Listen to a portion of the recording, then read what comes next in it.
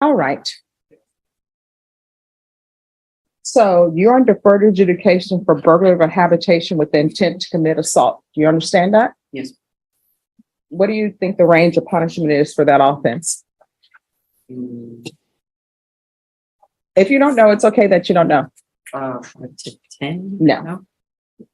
Burglary of a habitation, the range of punishment is up to 20 years in prison.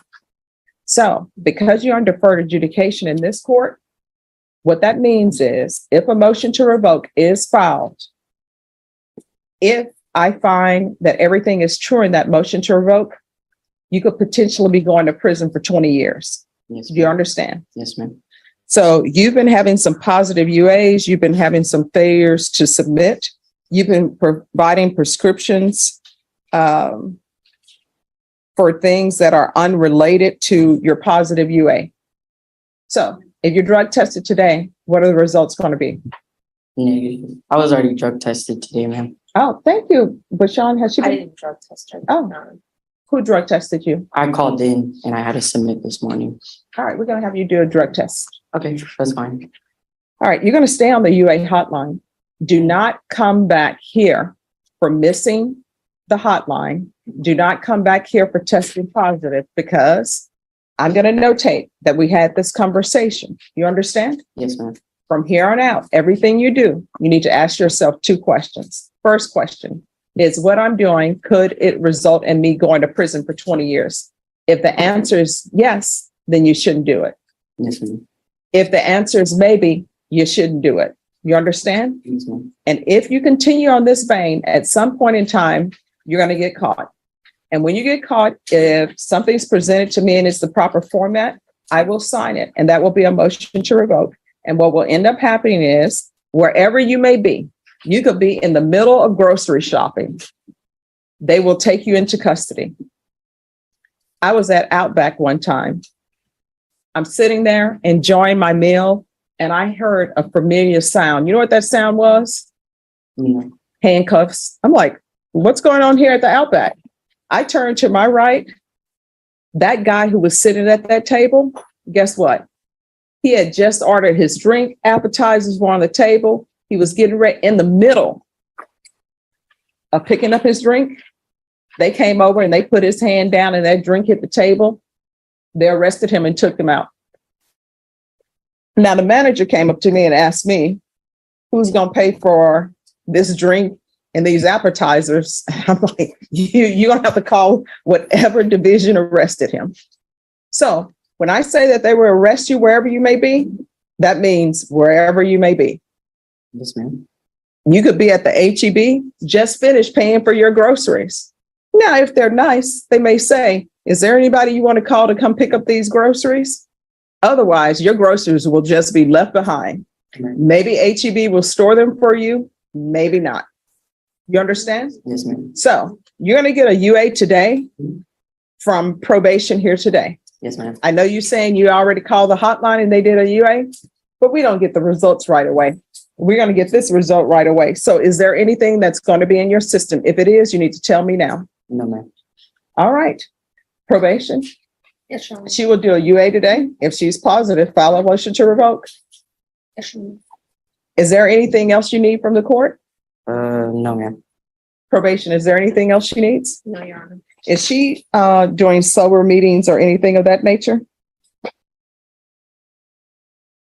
Are you doing any AA or any meetings at this time? No, ma'am. All right. I'm going to want 90 sober meetings in 90 days. All right. All right. Good luck to you. Thank you. You're welcome. All right. How are you doing today? Okay, All right. How old are you? 60. All right. So they're saying that you are not providing any proof that you've attempted to enroll in IOP and that you're continuing to test positive for cocaine. All right. You are on deferred adjudication for assault family second offense. Do you know what the range of punishment is for that offense? Yes. So if you don't do your treatment, you're looking at potentially 10 years in the prison. Do you understand? So what are you learning from the VA? I can do the treatment, but it's 3 days a week, 3 hours a day. So it was either that or work. I chose work. But that's kind of fallen by the wayside in the last week or so. And what do you do? I was working at Fresh From Texas. Okay. We package vegetables and fruits for like shipments to HCB and stuff, like their salsas and stuff like that. All right. So here's the thing. You need treatment because you're continuing to test positive for cocaine. And if you were drug tested today, are you going to be positive for cocaine? All right. How often are you using? Once a week, maybe. All right. And what causes you to use? Is it just you're addicted to it, or there's a problem in your life? Let me use cocaine. Or is there a celebration? Let me use cocaine. Why are you using? Have you figured that out yet? It's just the people I'm associating with at the moment. All right. So he's already telling me he's going to be positive for cocaine. Can you see? Let's try 2 places. Let's try Veterans Treatment Court, and let's try Felony Drug Court.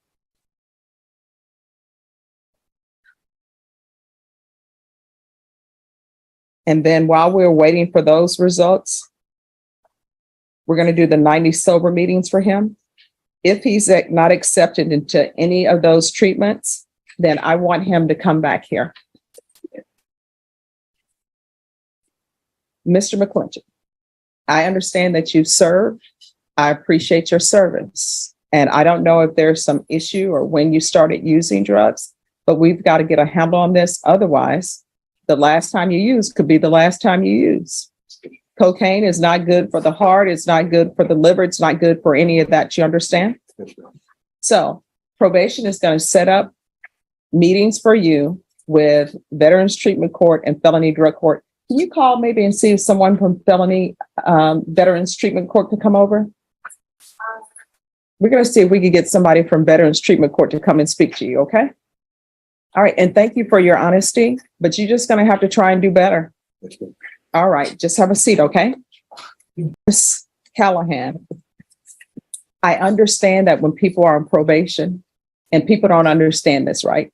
When you're on probation, you are not allowed to do the things that people who are not on probation do. Mm-hmm. One of those things is you cannot drink alcohol. That is a 0 tolerance, no alcohol. And those are conditions that are legislated. For example, when you're on probation, guess what? You cannot own any weapons. You understand that? Yes. So there are a whole host of things that if you were not on probation, you could do that are legal. But since you're on probation, you're not allowed to do. And one of those is drinking alcohol. Do you understand? Yes. So you are on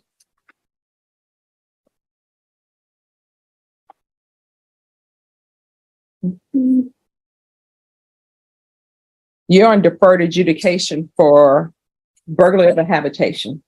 Do you know what the range of punishment of that offense is? I think up to 15 years. No, 20. When people are on probation, you should know what you're looking at if you are unsuccessful on it. You understand? Yes, ma'am. So your case, the range of punishment is up to 20 years. So what that means is if you're drinking alcohol and you should not be drinking alcohol, which you're not allowed to on probation, I could potentially send you to prison for 20 years. And the question is whether or not that alcohol is potentially worth 20 years to you. So what alcohol did you drink? I had a glass of wine. All right. And who is the wine by? I don't know. I just had it with a friend. All right. Well, I mean, what type of wine was it? Merlot. Is the Merlot worth it? Did you have it with a meal? No. Now, I will tell you this. I do know that if you're at the Bexar County Jail or if you're at the prison, they do have a way that they can make alcohol if they want to make it. I don't know if you want that one, though. No. It involves the oranges. Absolutely. And not. waiting till the mold appears on there. No, ma'am. So you're not allowed to drink alcohol while you're on probation. Do you understand? Yes, ma'am. Now, the next issue is because of that, you were placed on GPS? No, I was placed on GPS due to the absconding before. Yes. Back in 2021. And so there's a request for For- removal of GPS.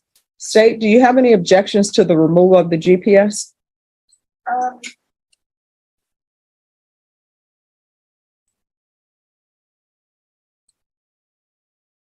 No, well, no, Your Honor, it's my understanding the violations were for low battery and Wi-Fi issues, and not for.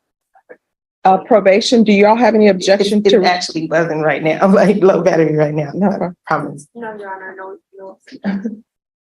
Oh, okay, so we'll do the removal of the GPS. And then probation. You all are recommending intensive outpatient treatment? Yes, Your Honor. That's what the TAP recommendation was for intensive outpatient treatment. Mhm. From my understanding, Ms. Callahan didn't want to do intensive outpatient treatment, but she didn't have any objection to supportive outpatient treatment. And the officer of record doesn't have any objection for support, starting off with supportive outpatient. All right, so are you all recommending starting with supportive outpatient Yes, Your treatment? Honor. All right, so we'll remove GPS, supportive outpatient treatment. And we're going to do the 90 meetings in 90 days. Probation, is there anything else? Can you explain the 90 meetings in 90 days to me, please? Oh, you have to do a meeting every day for 90 days. With my probation officer No, or with someone else? it's supportive outpatient treatment. It's sober meetings. Instead of them saying NAAA meetings, they call them sober meetings. Okay. So that's what you need to do. And hopefully it will become a habit and you will just enjoy being around people and talking about issues. So I'd have to present myself every day, or is it Zoom? 9 every day. Got it. And they have sober meetings throughout the city that are free. You can pick whichever one you want to go to. Got it. Okay. They have some that are in the morning, some are in the night, some are midday. They have them throughout the day. Okay. All right. Probation, anything else? No, Your Honor. All right. Is there anything else you need from the court? No, ma'am. All right. So remember what I said. If you're thinking about drinking alcohol, the first thing that should pop into your mind is, do I want to potentially go to prison for 20 years behind alcohol and start making my alcohol at the jail or at the prison with mold? Those are your options. Thank you, ma'am. All right. Just have a seat in probation. We'll go over conditions with you. All right. How long have you been at this Oxford Sober Living? It'll be 11 months and August the 4th. So September the 4th, it will be my year. I've been there 10 months. All right.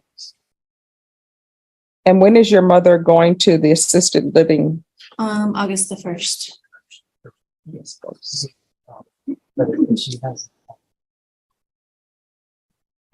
Probation. Yes, Your Honor. In regards to this case with her wanting to leave the Oxford Sober Living because she's saying her mother will no longer be able to take care of the 15-year-old. Yes, Your Honor. What type of assistance can still be given to her? Yes. Because I don't want her to have a backslide because she's not at Oxford House. And at least Oxford House, it's sober living.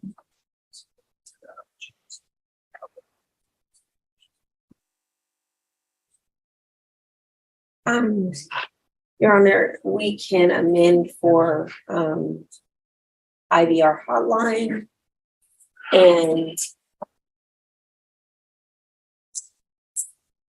either the supportive outpatient treatment or intensive outpatient treatment. All right. We can start there. So I completed intensive outpatient December. Okay. Do you have a sponsor? Yes. That's a good thing. I have my sponsor, and then so from work, if I leave work at 6, there are meetings that I can go to off of Blanco that start at 7 throughout the week. I already go to those meetings, so it's easy for me to leave work, go over there, meet my sponsor before a meeting, and go home. All right. And who else would be living in the home with you and the 15-year-old? Just me and my 15-year-old. Okay. All right. So here's the thing.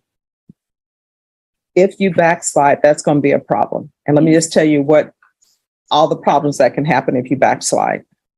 Number one, maybe you won't be allowed to live with the 15-year-old anymore. You now know your mom can no longer take care of the 15-year-old. Yes. You understand? Yes. And because of this charge, you're looking at potentially 2 years in the state jail facility. I'm sorry, not 2 years. It was enhanced to a 3rd degree. So you're looking at potentially 10 years in the prison. You understand? Yes, ma'am, I do. So it appears to me that you know what you need to do to remain clean and sober. Am I correct? Yes, ma'am. You've got to continue to do that. Yes. So your mom's is moving out on August The 1st. 1st. Mhm. And are you helping her with her move or? No.